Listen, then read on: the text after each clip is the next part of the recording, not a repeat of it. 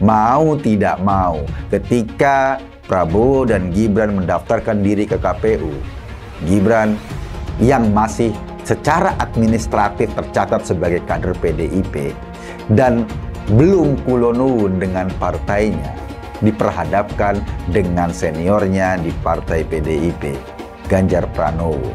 Mereka sesama kader PDIP. Sekali lagi, siapa yang paling diuntungkan dengan drama ini? Ya Pak Prabowo lah orangnya. Dia yang akan mengambil manfaat paling besar dari perseteruan tersebut. Tapi ingat, sebetulnya ini adalah pilpres, bukan pilwapres. Jadi sebetulnya posisi Gibran dalam pertarungan ini nggak penting-penting banget, selain sebagai simbol anaknya Pak Jokowi yang juga masih sebagai kader PDIP. Prabowo lah yang akan menikmati kekuasaan kalau terpilih nanti. Baru kali ini sistem negara kita jadi bahan tertawaan. Ada yang salah ketika sistem bernegara kita ditabrak hanya untuk meloloskan seorang anggota keluarga. Negeri kita sekarang sedang diuji dan dibukakan dengan segala praktek busuk di depan mata. Percayalah, silent majority akan bekerja dan bergerak menyeimbangkan segala rencana jahat, yaitu tumbuhnya neo-orba. Tapi memang semua manusia itu punya garis tangan. Kalau memang garis tangannya jadi presiden, takdir tidak akan berdusta. Coba, apa kurangnya sih Prabowo?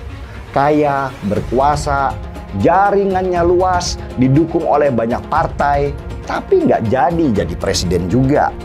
Garis tangannya sudah berbicara sendiri tentang takdirnya. Kebencian terhadap PDI Perjuangan dihembuskan terus-menerus supaya orang banyak terpengaruh dan menggerus nama partai dan juga Ganjar.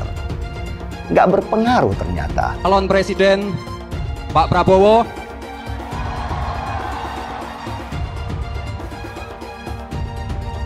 tenang saja Pak Prabowo. Tenang saja Pak. Saya sudah ada di sini. Harusnya ditambahi juga, jangan cuma Mas Gibran aja yang ada di situ. Tapi sebut juga ada Anwar Usman Pak Prabowo, paman saya yang ada di MK. Kalau undang-undang aja bisa kita custom, bisa kita modif, apalagi nanti cuma sekedar gugatan hasil pilpres. Nah, begitu baru pas. Banyak yang kecewa ketika Gibran akhirnya diumumkan sebagai bakal calon wakil presiden untuk mendampingi Prabowo Subianto. Ya, sekarang coba bayangkan saja ya, Presiden Jokowi sendiri pernah mengatakan bahwa Gibran itu masih belum cukup umur dan pengalaman. Gibran ini masih menjadi wali kota Solo juga baru 2 tahun. Tapi sekarang yang terjadi apa coba? Justru Presiden Jokowi sendiri yang merestui Gibran untuk maju sebagai cawapres Prabowo Subianto. Jadi ya, biarkan saja masyarakat yang menilai. Ya, harapan saya dengan melihat situasi yang terjadi saat ini ya, maka tidak ada kata lain kecuali fokus dan gaspol untuk memenangkan pasangan Ganjar Pranowo dan Mahfud MD. Prabowo ini hanya pernah menjabat di tingkat eksekutif sebagai Menteri Pertahanan. Begitu juga dengan Gibran, hanya berpengalaman di tingkat eksekutif sebagai wali kota Solo. Padahal ya, negara ini sangat-sangat besar. Untuk itu jangan sampai dijadikan sebagai ajang percobaan. Sungguh ini sangat-sangat berbahaya. Begitu juga kalau dibandingkan dengan Anies dan Caimin. Ibu Mega seolah ingin mengingatkan cacat besar dari pemerintahan Presiden Jokowi sekarang ini, yakni menyangkut soal penegakan hukum. Di era pemerintahan Pak Jokowi, korupsi merajalela. Aparat penegak hukum kerap sewenang-wenang. Dan yang terbaru, kita semua tahu dengan skandal hukum yang terbaru ini, yang sudah disebutkan tadi. Di era pemerintahan Pak Jokowi, dengan kasat mata kekuasaan, mengintervensi Mahkamah Konstitusi. Saya suka nangis loh. Beliau tuh sampai terus loh. Mikir kenapa? Mikir kita loh. Mikir rakyat loh. Nah, yang pasti kalau buat saya dibandingkan misalnya Pak Gibran jadi maju gitu, Mas Gibran gitu ya. Ya saya pilih Ganjar sama Mahfud lah, karena lebih teruji kan. Karena jadi wali kota baru 2 tahun 3 tahun kan belum teruji juga. Ini urus negara loh, mau jadi presiden loh. Kalau Anda belum lengkap, belum pernah di legislatif, belum nasional ya, maksudnya DPR, kan DPR belum ngerti nih pemerintahan seperti apa. Anda belum pernah di eksekutif yang tingkat provinsi, Anda nggak ngerti jadi presiden nanti. Ini bukan soal belajar-belajar coba-coba loh. Ini negara dipertaruhkan untuk 2045. Kita kan mau mencapai 100 tahun ini mau jadi apa? Mau coba-coba. Ini negara sebentar lagi 300 juta penduduk kita. Mana boleh kita kasih orang coba-coba. Saya tidak meremehkan anak muda ya. Anak muda bisa lebih kreatif gitu ya. Tapi bicara tentang negara, harus mengerti konstitusi. Anda bukan hanya untuk berani untuk maju. Kalau cuma berani maju, banyak bisa kita pilih orang berani maju. Tapi yang lengkap dengan track record ini kan butuh waktu pembuktian. Saya pasti pilih Pak Ganjar dan Pak Mahfud yang lebih pengalaman. Saya tidak mau anak cucu saya harus nunggu sekian tahun lagi. Kayak pengalaman Jakarta gitu kan, nunggu lagi mundur. Males sudah. Jadi kita nggak usah coba-coba deh. Udah jangan dengerin janji-janji manis orang. Buktikan aja selama ini bagaimana. Ya, yang jelas kita ingin membangun Indonesia dengan lebih cepat. Ya, dan kita ingin apa yang sudah dilakukan oleh pemerintahan hari ini, baik kita teruskan. Yang kurang baik kita perbaiki, yang tidak baik kita tinggal. Dan tentu saja ada banyak isu, baik transisi energi, hilirisasi yang mesti kita tuntaskan, dan kemudian ada problem politik pangan yang mesti kita pegang kedaulatannya, tapi di ujung sana ada fakir, miskin, anak terlantar, dan mereka yang harus punya akses lebih banyak untuk dilakukan. Dan pemerintah yang bersih dengan digitalisasi yang kita lakukan untuk mencegah korupsi menjadi poin-poin penting perhatian kami berdua. Ganjar itu seperti Jokowi, dia striker, pekerja keras, dan punya visi besar. Ganjar harus dipasangkan dengan back dan kiper yang kuat dalam masalah hukum, sehingga gawangnya nanti nggak terus kebobolan seperti di era Jokowi. Jadi bisa dibilang Bu Mega itu nekat banget mencalonkan Profesor Mahfud MD jadi calon wakil presiden di saat namanya sendiri tidak populer. Disinilah saya harus angkat topi buat Bu Mega. Dia nggak mementingkan popularitas dalam mencalonkan Profesor Mahfud MD. Dia lebih mementingkan program ke depan yang lebih kuat untuk negeri ini. Dan coba perhatikan, Ganjar dan Mahfud MD itu bukan dari kalangan orang kaya. Mereka itu orang-orang biasa. Kalau Bu Mega mau, dia bisa aja pilih calon wakil presiden yang kaya raya, yang mau taruh uang triliunan rupiah supaya bisa berkuasa. Dan saya yakin pasti banyak banget tokoh-tokoh negeri yang super kaya yang menjanjikan uang triliunan rupiah untuk biaya kampanye. Kalau Bu Mega mau pilih mereka jadi calon wakil presiden. Bu Mega malah milih Mahfud MD yang hartanya seupil dibandingkan Erick Thohir dan Sandiaga Uno. Tapi Bu Mega milih Mahfud sebagai calon wakil presidennya Ganjar meski dia nggak punya uang dan tidak populer. Nekat kan? Saya pernah dengar orang berkata, Ganjar dan Mahfud itu orang baik. Dan orang baik pilih orang baik. Wow, saya setuju banget. Bahkan ingin menambahkan, orang-orang baik harus mengawal orang baik. Saya pilih orang baik supaya negeri ini akan baik. Bagaimana dengan kalian? Anies Baswedan adalah yang terbaik dan paling baik-baik sebagai calon pemimpin di negeri ini. Alam semesta memberikan dukungannya kepada kita. Hingga betapa besarnya dan betapa beratnya rintangan itu, insya Allah kita akan mampu melewati itu, saudara semuanya. Kita akan mampu melewati itu, dan insya Allah kita akan membawa kemenangan kepada pasangan kita ini. Pasangan kita, amin. Pasangan kita, amin. Insya Allah. Harus dicek betul, pernah nggak calon pemimpin kita, calon presiden kita ini memecah belah umat. Kalau punya jejak pernah memecah belah umat, jangan dipilih. Kita lihat apakah pemimpin kita, calon pemimpin kita ini ya pernah menggunakan agama sebagai alat untuk memenangkan kepentingannya atau tidak. Kalau agama diperalat untuk merebut kekuasaan, jangan dipilih. Sekali lagi, kalau ada calon pemimpin yang punya rekam jejak memperalat agama untuk kepentingan politiknya, jangan dipilih. Maka kalau kalian pendukung saya, haram hukum yang membawa isu sara, haram hukum.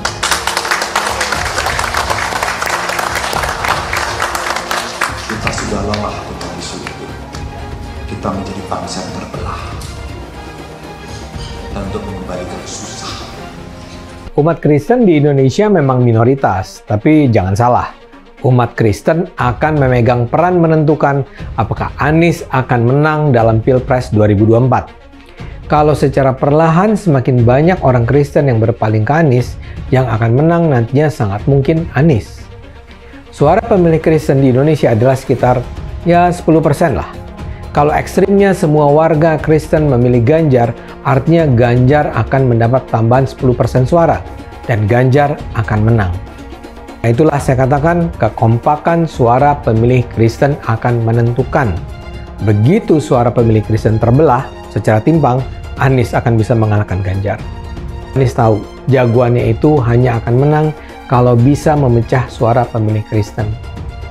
Sekarang semua bergantung pada umat Kristen. Kekompakan pemilih Kristen akan menentukan apakah pada akhirnya Indonesia akan dipimpin Anies atau Ganjar. Elektabilitasnya Anies merosot ya seiring mulai terkuaknya kontroversi dari kepemimpinan Anies di Jakarta. Gen Z juga tahu kalau Anies adalah sosok yang didukung kelompok intoleran yang membuat Pilgub DKI 2017 menjadi sangat kotor. Politik identitas yang mengarah ke perpecahan seperti yang dikeluarkan pendukungnya Anies, yaitu Kadrun bin Kampret. Kafir lah, laknat lah, PKI lah, ya cuman itu doang kemampuannya. Itulah pendukung Anies. Jangan pernah takut melawan Kadrun yang cuma pengen Indonesia hancur. Siap kawal kasus Ahok, siap penjarakan Ahok. Takbir, takbir, takbir. Siap kawal kasus Ahok. Siap. Siap kawal kasus Ahok. Siap. Betul. Betul. Tangkap, tangkap, tangkap si Ahok. Tangkap si Ahok sekarang juga. Tangkap, tangkap, tangkap si Ahok. Tangkap si Ahok sekarang juga. Takbir. Allahu Akbar. Takbir. Allahu Akbar. Tangkap, tangkap, tangkap si Ahok. Tangkap si Ahok sekarang juga. Tangkap, tangkap. Tangkap si Ahok sekarang juga. Lagi. Penjajahan di depan mata itu di Jakarta. Kita semua pribumi ditindas dan dikalahkan. Kini telah merdeka. Kini saatnya kita menjadi tuan rumah di negeri sendiri. Anies, ibunya Arab, bapaknya Arab, kakeknya Arab. Mas Anies nikah dengan keturunan Arab. Menantu Mas Anies, anak Mas Anies nikahnya dengan Arab lagi. Jadi Mas Anies kalau merepresentasikan Indonesia agak kurang keindonesiaannya.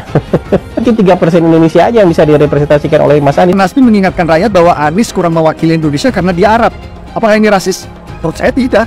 Menurut saya justru ini nasionalis. Seperti di Pilkada DKI dulu, mereka juga ingatkan warga DKI bahwa Ahok itu Cina. Lihat, Cinanya Ahok selalu dibawa-bawa.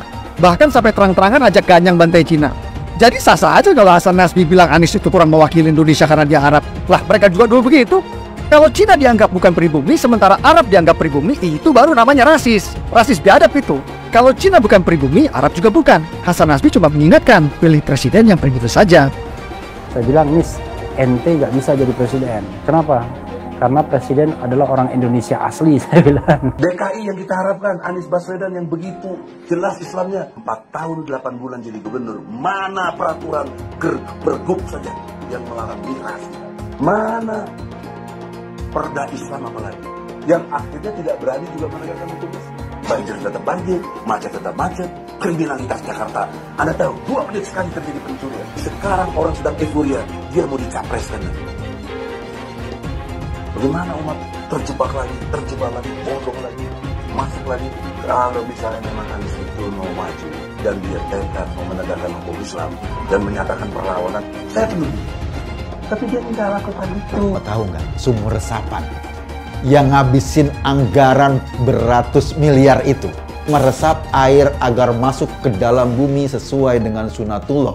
Tetapi ternyata sumur ini tidak meresap air, malah airnya itu menggenang di sumur-sumur itu. Sumur resapan itu sekarang harus disiapin pompa untuk menguras air di sumur resapan. Kalaupun dia harus makan babi sepanjang jadi presiden, mungkin akan dilakukan. Jangan sampai Indonesia jatuh ke tangan pembohong. Jangan sampai Indonesia jatuh ke tangan Anies Baswedan. Jangan hanya konsentrasi pada pembangunan benda-benda mati yang indah difoto dan bisa ditunjukkan dalam 5 tahun hasilnya. Kalau kita mau menilai sebuah janji, maka lihat janjinya atau lihat kenyataannya. Dulu janjinya apa ya? Dan ini aneh, betul-betul aneh. Ini bukan kampanye, tapi saya sampaikan sini. Di satu sisi menyiapkan jalur-jalur air untuk dikirim ke laut, di sisi lain di lautnya dipasang dengan pulau reklamasi, tinggal tunggu waktu jadi rob, air balik. Dan ini melawan sunatullah. Kenapa? Air itu turun dari langit ke bumi, bukan ke laut. Harusnya dimasukkan ke dalam bumi, masukkan tanah. Di seluruh dunia air jatuh itu dimasukkan ke tanah, bukan dialirkan pakai gorong-gorong raksasa ke laut. Jakarta telah mengambil keputusan yang fatal. Bukan banjir, itu memang parkir air. Bukan banjir, itu memang parkir air. Masyarakat berkeliling dengan membawa toa untuk memberitahu semuanya, termasuk sirine. Ibon 82 miliar. Apa alat transportasi yang dimiliki oleh hampir setiap orang? Alat transportasi yang dimiliki semua orang adalah kaki. Saya mensyukuri kenapa kalah, kenapa ditahan. Saya bersyukur atas itu semua. Saya coba bayangkan ya, kalau seandainya waktu itu kita menang, gitu ya, hari ini belum tentu kita bisa nikmati seperti ini. Kita bersyukur 5 tahun Tuhan izinkan kasih ke orang yang pintar ngomong untuk kerja. Coba kalau kita bayangkan gitu ya, kalau kemarin saya masih jadi gubernur, ini saya udah turun ini. Tapi yang pintar ngomong itu dikira orang hebat kan? Ini lebih berbahaya tahun 2024, langsung ketahuan karakternya. Langsung ketahuan itu. Di saya juga ada kutipan Pak di kamar saya Pak.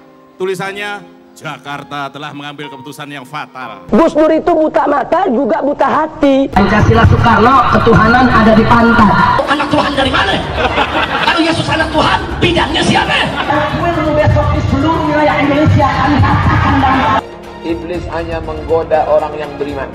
Makanya jarang-jarang orang kafir kerasukan setan. Yang kerasukan setan itu orang baik-baik. Jarang, saya belum pernah nengok Cina kerasukan setan. Pernah tak Ahok itu kerasukan setan? Enggak, setannya juga. Karena sesama setan dilarang saling menggoda. Karena di salib itu ada jin kafir. Karena di salib itu ada jin kafir. Karena di salib itu ada jin kafir. Haleluya. Kepalanya ke kiri apa ke kanan? Kepalanya ke kiri apa ke kanan? Tetap percaya salib itu lambang mulia, bukan jin. Kok ketawa? Aku nggak nyindir siapa-siapa loh. Kalau Anda tanya saya jadi presiden, saya hari ini jadi presiden juga saya tahu apa yang saya mesti kerjakan. Karena saya udah kenyang dari DPRD tingkat 2, dari pengusaha, DPRD tingkat 2, bupati. Bupati itu paling kerja bener, paling ngerti tuh soal daerah seperti apa. Sampai hari ini portofolio saya lengkap sampai ke BUMN.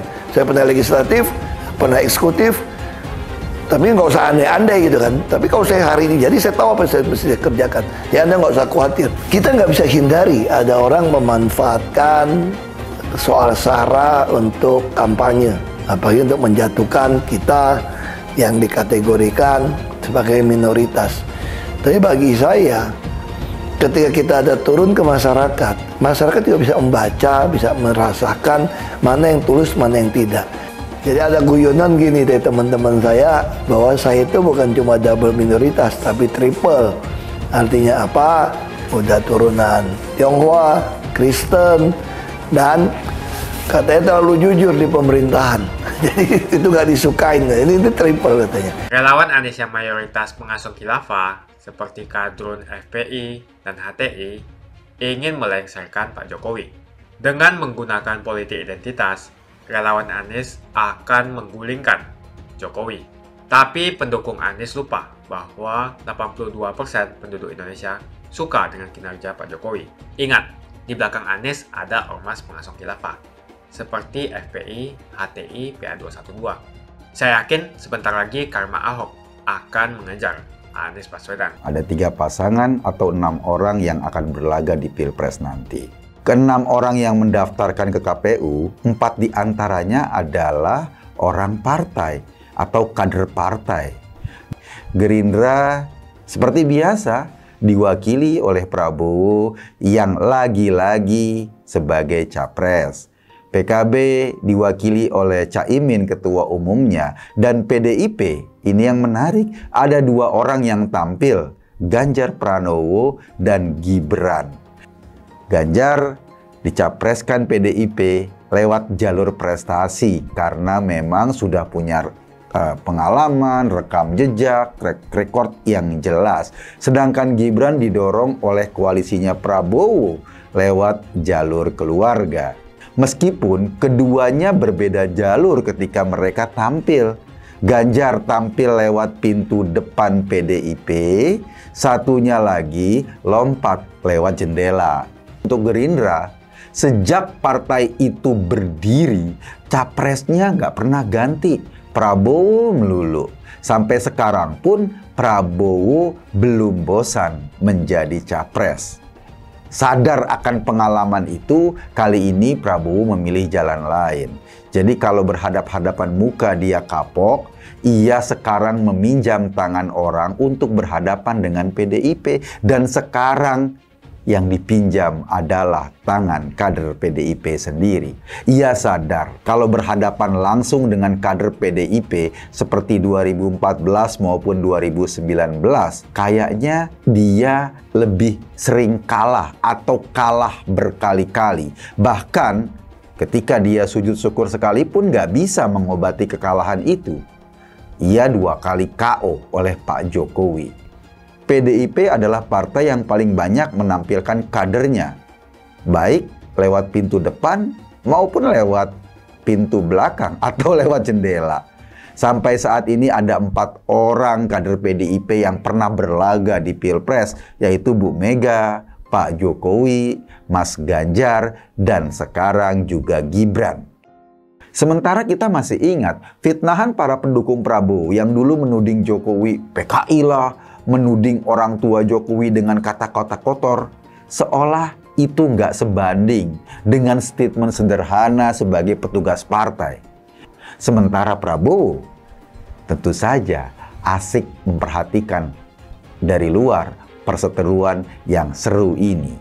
Dia yang akan mengambil manfaat paling besar dari perseteruan tersebut. Publik atau kita semua dibikin percaya dengan konflik itu. Konflik yang hanya bermula dari sebuah statement yang sederhana. Dan statement petugas partai itu juga bukan cuma buat Pak Jokowi, buat semua kader PDIP yang ditempatkan di legislatif maupun di eksekutif, ia disebut sebagai petugas partai. Konflik seolah-olah ada konflik antara Pak Jokowi dengan partainya. Dengan pendekatan yang pas, akhirnya presiden dan partainya seolah-olah bisa diperhadapkan. Jokowi berhadapan dengan partainya sendiri, partai yang membesarkannya. Nah, hari ini mau tidak mau, ketika Prabowo dan Gibran mendaftarkan diri ke KPU, Gibran yang masih secara administratif tercatat sebagai kader PDIP dan belum kulonun dengan partainya, diperhadapkan dengan seniornya di partai PDIP, Ganjar Pranowo. Mereka sesama kader PDIP. Sekali lagi, siapa yang paling diuntungkan dengan drama ini? Ya, Pak Prabowo lah orangnya. Gibran, ya karena anaknya Jokowi, dan bapak mana yang nggak akan mendukung anaknya untuk tampil dalam kontestasi politik terbesar di Indonesia. Tapi ingat, sebetulnya ini adalah pilpres, bukan pilwapres. Jadi sebetulnya posisi Gibran dalam pertarungan ini nggak penting-penting banget, selain sebagai simbol anaknya Pak Jokowi yang juga masih sebagai kader PDIP. Ia yang sejak dulu mimpi jadi presiden, ketika nggak bisa menempuh dengan jalannya sendiri, ia menerobos jalur baru, memecah dukungan kubu lawan dengan berbagai cara, menjunjung anak muda yang juga anak presiden untuk memuluskan jalannya. Orang juga boleh berdebat tentang politik dinasti, tapi sekarang kayaknya kita nggak penting lagi membicarakan itu. Orang boleh berdebat tentang proses sampai Gibran lolos jadi cawapres hari ini. Mulai dari keputusan MK yang aneh itu, atau mulai dari tarik-menarik parpol yang masing-masing mengajukan kandidat cawapresnya, orang-orang yang berpengalaman, tetapi kemudian harus tunduk patuh pada seorang wali kota yang baru 2 tahun saja terpilih di Solo. Prabowo lah yang akan menikmati kekuasaan kalau terpilih nanti. Sepertinya Pak Jokowi juga tersihir dengan pendekatan Prabowo ini. Ia terbuai dan akhirnya merelakan anaknya dijadikan jembatan untuk menggelar karpet hitam bagi seorang Prabowo. Memilih pemimpin yang benar, karena kalau kita memilih pemimpin yang benar, insya Allah bangsa ini jalannya benar. Kalau kita memilih pemimpin yang salah, insya Allah negara ini akan masuk ke dalam kubangan. Memilih pemimpin yang benar sudah kita buktikan di 2014, di 2019. Waktu itu kita tidak memilih Prabowo, kita memilih lawannya. Kita memilih Pak Jokowi, itu sudah kita buktikan. Nah, kita nggak bisa membayangkan jika bangsa ini dipimpin sama orang dengan karakter pemberang. Ini kan bahaya banget. Kita juga nggak bisa membayangkan jika pemimpinnya adalah orang yang mudah berbohong, atau orang yang gampang saja menerabas etika, membolak-balikan hukum demi kepentingannya sendiri. Sekarang dari pilihan-pilihan yang ada tinggal kita jajarkan saja calon-calon itu. Lihat kapasitasnya, lihat rekam jejaknya, lihat kemampuannya, lihat kematangannya. Pikirkan apa yang akan terjadi ketika mereka nanti memegang tampuk kekuasaan. Itu salah satu sumbangsih kita buat negara ini. Sekarang calon presidennya Pak Prabowo. Apakah kita akan balik lagi untuk memilih pemimpin yang dulu sudah tidak kita pilih? Ya kan? Memilih orang yang baik itu penting untuk menjadi komandan kita tentang berjalannya Indonesia di masa depan. Untuk bangsa ini, kita nggak bisa memilih pemimpin yang baru coba-coba. Semakin dekat Pilpres, relawan Anies semakin beringas dan Anies semakin galau. Dengan menggunakan politik identitas, relawan Anies akan menggulingkan Jokowi. Relawan Anies yang mayoritas mengusung khilafah, seperti kadrun FPI dan HTI, ingin melengsarkan Pak Jokowi. Tapi pendukung Anies lupa bahwa 82% penduduk Indonesia suka dengan kinerja Pak Jokowi. Saya pikir kalau terjadi baku hantam, maka ada 82% yang akan menghajar kadrun pengasong khilafah itu. Kalau melihat perkembangan koalisi politik, yang paling agresif memperluas basis kerjasama yang sudah konkret adalah koalisi Ganjar.